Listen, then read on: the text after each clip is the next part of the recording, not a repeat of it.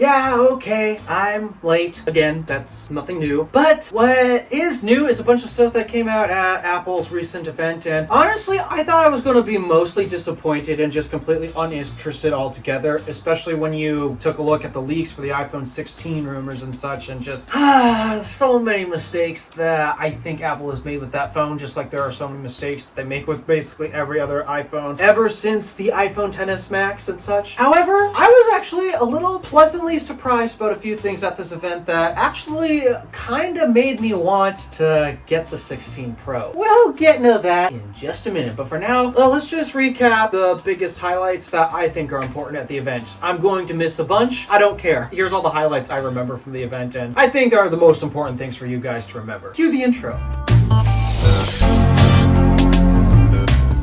Side tangent before I even begin. Yes, this is the M4 12.9-inch iPad Pro, and jeez, holding it like this is so easy. It feels so freaking light because of how thin it is. Starting off, Apple unveiled some new Apple Watches, the Series 10, to celebrate the anniversary of the first Apple Watch that came out all the way back in 2014. And are these new watches so big and special like the iPhone 10 was during its 10th anniversary? No! No, they weren't. Okay, they did make some substantial changes to it, like the displays got bigger, which is something that I care about actually. Albeit, yes, it's only by 1 millimeter, but every millimeter makes a difference when you're talking about the size of a watch display here. And so, yeah, I'm definitely not complaining about that. And they also did a material change for the stainless steel or the more expensive watches. Not the Ultra, we'll get to that in a second, but you know those stainless steel watches that Apple had made? Well, I guess they're not making those anymore. Instead, they replaced it with, honestly, this gorgeous looking titanium. Everybody on the internet seems to not like the polished titanium finish because, oh, it might scratch or something. What's wrong with the mirror finish? I love the shine of it. And so, yeah, I don't know about you guys, but I'm really digging the polished shine of those titanium watches. In fact, there's a couple issues that I'm having with my Apple Watch Series 7 at the moment. For one, the speaker doesn't work. And two, it's got a little bit of its fair share of abuse and such. And so, I don't know, maybe potentially time to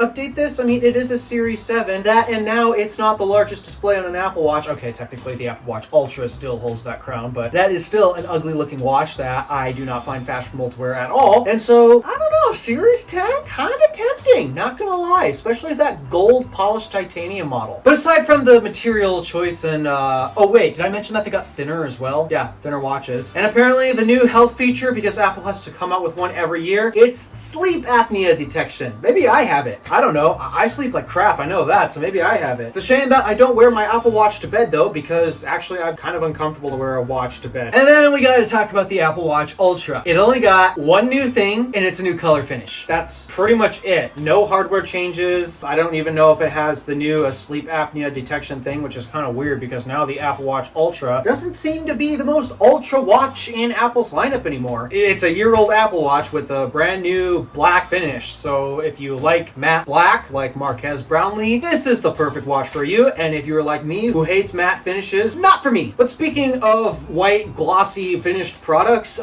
we now move on to the AirPods lineup. In fact, actually, this has to be by far the most confusing line of AirPods I have ever seen. It seems like Apple kind of is stepping away from what they're famous for, which is simplicity. Because now when you take a look at their lineup, especially in the AirPods lineup now, it's never been more confusing. Which pair of AirPods is right for you? So to start, we got AirPods 4 with a brand new, well, not particularly brand new, redesign. Doesn't it look a little similar to another product? Okay, this is a joke. We all know that Samsung copied Apple's design, and the truth is, Apple's design is an iteration off of their past design. Samsung was the one who just blatantly copied Apple. Seriously, when you look at AirPods 4 and AirPods 3, they don't really look all that different. There's technically a different shape or something. It's slightly modified. At least from what I can see on screen, they don't really look any different to me. But apparently AirPods 4 now have ANC and transparency mode. At least if you buy the more expensive expensive version of AirPods 4. Yeah, there's two different versions of AirPods 4. One that doesn't have ANC or transparency and also has a basic charging case. And then the one with ANC and transparency and with a similar charging case to AirPods Pro 2. You know how it has the speaker at the bottom and the lanyard loop and such? Yeah, I guess AirPods 4 has a case like that. But you have to get the one with ANC and transparency, and that's like $180 or something like that. Oh, and all versions of AirPods 4 get a USB-C charging case. Bing! So, yeah, we got two different versions of AirPods 4 with basically no branding to distinguish them. Careful which version you buy. Then we also have AirPods Pro 2. How long has it been since AirPods Pro 2 came out? 2 years? Yeah, I think I've had my pair of AirPods Pro 2 for 2 years at this point. And, let me think here. Let me think. What did they get? Oh, yeah, supposedly some hearing aid features. And they basically didn't change anything else with AirPods Pro. So we're still on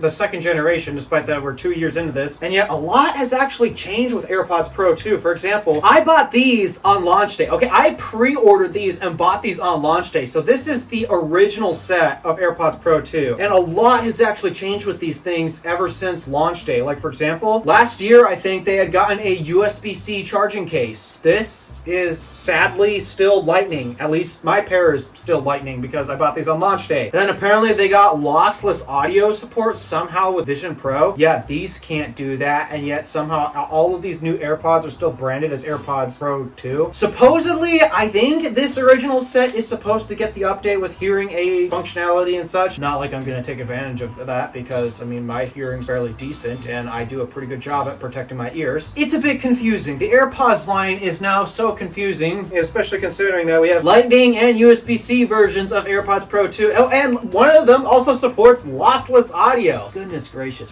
this is too confusing. Not as confusing as a recent update to AirPods Max. As you can see here, I have a pair of AirPods Max and I love them. So much to the point where I actually need to replace them because if you take a look at the headband here, it's actually flattened itself out at this point. So now when I put these on my head, it's so uncomfortable to wear. I got these metal bars that this is what's against my head. It's not the mesh band anymore. This has completely worn out. That's how much I've used these AirPods Max. I love them so much, except I refuse to replace them because I do not want to buy another set of these with a Lightning port. Thankfully, they added USB-C. And aside from that and a couple color changes, that's it. That is literally all they did to change these. These are still rocking the H1 chip. These are still rocking a few other problems, like, for example, this excuse of a case that they came up with. So much of an excuse, it just throw it out, basically. It still has some of its issues, but the biggest thing that prevented me from just upgrading these right away, despite that these were now uncomfortable to wear in my head because the mesh band had worn out, I wanted USB-C, and now we have USB-C. That was literally the only thing holding me back from upgrading just yet. And now that they have USB-C, I am going to quickly save up and make sure I get those on order to replace these because I love AirPods Max so much, despite its flaws. Look at the ear cushions. They're disgusting. And now we move on to the iPhone 16 lineup, the thing that everybody looks forward to every September. What has Apple done with the iPhone 16s to make them even worse than the iPhone XS? Okay, I'm joking about that. Obviously, these phones are going to have better features than my personal favorite iPhone ever. Thing number one that I am super grateful that they did, they cleaned up the camera module ever so slightly. They still have a lot of work to go when it comes to cleaning it up. At least it's in line now and there's some symmetry to it. Thank you, the camera bump on the iPhone finally has some symmetry for once. Just gotta move that flash back into the middle of the camera lenses and make it this nice clean bump and all that, you know? It's not that hard, Apple. It really isn't. Just take a look at the iPhone XS and lay the camera module in the iPhone 16 or whatever your next iPhone is. Bring it closer to this, please. Thank you. A18. It's no longer a chip behind the Pro series, despite that they still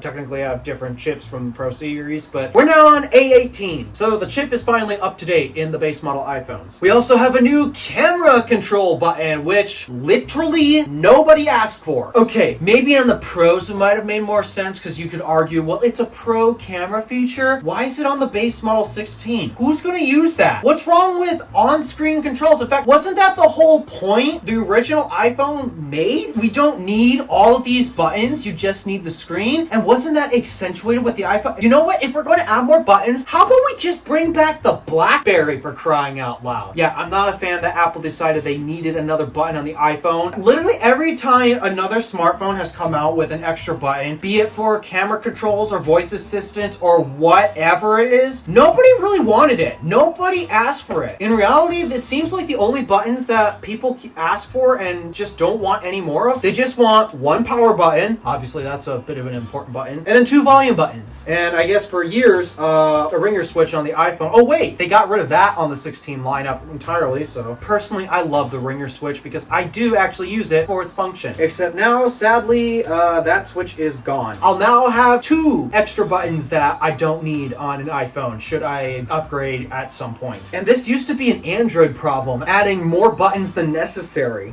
At least from what Apple had demoed, that camera control actually looks a lot more cumbersome than it needs to be. Honestly, I think they should have just left it on the screen. At least my impressions. I mean, perhaps I'll have to try it out and actually see, okay, how does the camera control feature work? Should I pre-order them and test them out for a week and just send them back? I don't know. But what I do know is that I'm not a fan of this because we don't need another hardware physical button on the side of the phone. We've already got plenty of those, and to me, this is unnecessary. It's completely unnecessary. We also got faster charging. Oh, color options. Apple finally decided to add a little more printer ink to the printer so that way we finally get real colors. I had massive complaints with the 14 line on how the colors were less saturated than the 13 series, and then they somehow managed to make it even worse with the 15 series. Seriously, the color palette for the 15 series was so bad. Everyone basically just chose black. I have never seen a not black regular 15 out in the wild. Everyone always gets black, and I think that's because the color palette choice was so bad that year. I can't believe Apple made it that bad, actually. Thankfully, they decided not to take up the bad color palette up a notch again, and we're finally back to some real, actual colors. These look really good. I like all of these different color options, minus the pink. And then the final features that I guess that are worth mentioning is that it is still the same $799 for the regular model and then $899 for the Plus model with a 60 hertz display.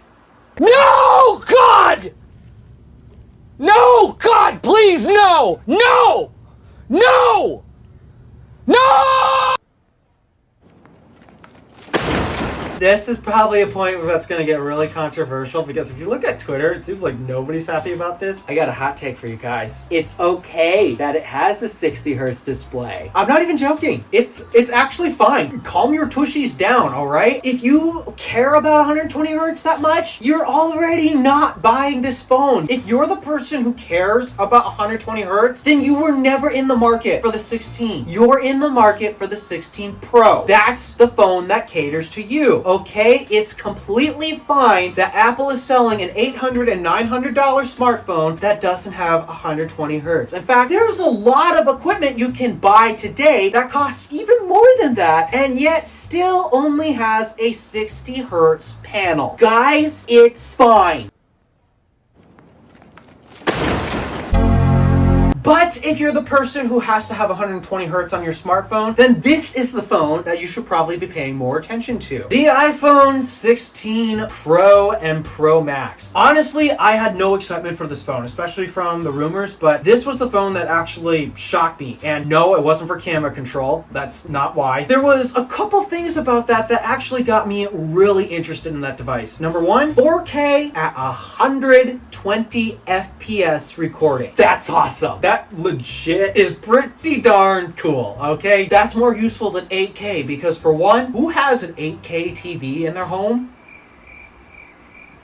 I don't. I'm sure you don't. So yeah, why are you bothering wasting time trying to record 8K footage when almost nobody has 8K TVs or 8K monitors? Doesn't make sense. 120 FPS though is great for a bunch of reasons because for one, yes, there are actual TVs with 120 FPS support that are 4K. So yes, those are panels that some people probably have. And also, when it comes to editing footage, having a bunch of frame rates, and from what I've learned at least, the more frames, the better. At least when it comes to editing, because the more more frames you have, the more, well, frames you have to work with, I guess. Basically, it helps you set the speed of your video, be it if you want it to play faster or slower, without it looking too choppy, should you happen to slow it down. So yeah, it's great for editors, but that's not even the biggest thing that got me excited about the 16 Pros. The biggest thing, in fact, you guys probably would care about this a lot. You see, I record my videos using an iPhone 13 Pro Max. It used to be my XS Max before the 13 Pro Max was out, and, well, occasionally I'll use the XS Max when I need to, but for the most part, I typically stick with the 13 Pro Max to record these because, well, it's a handier camera set most of the time. But I always get complaints about my audio. I never really get complaints about video quality that much unless I forget to wipe the lenses, which happens on the occasion. Most of the time I get complaints about audio, and yes, I have a fan running in the background because I am roasting in here. I'd like to film and not die at the same time, please. But everyone complains about my audio. It is not a new complaint. I read the comments, okay? I get it. You think my audio sucks. Well, guess what? The 16 Pro happens to solve that problem. You see, Apple's been putting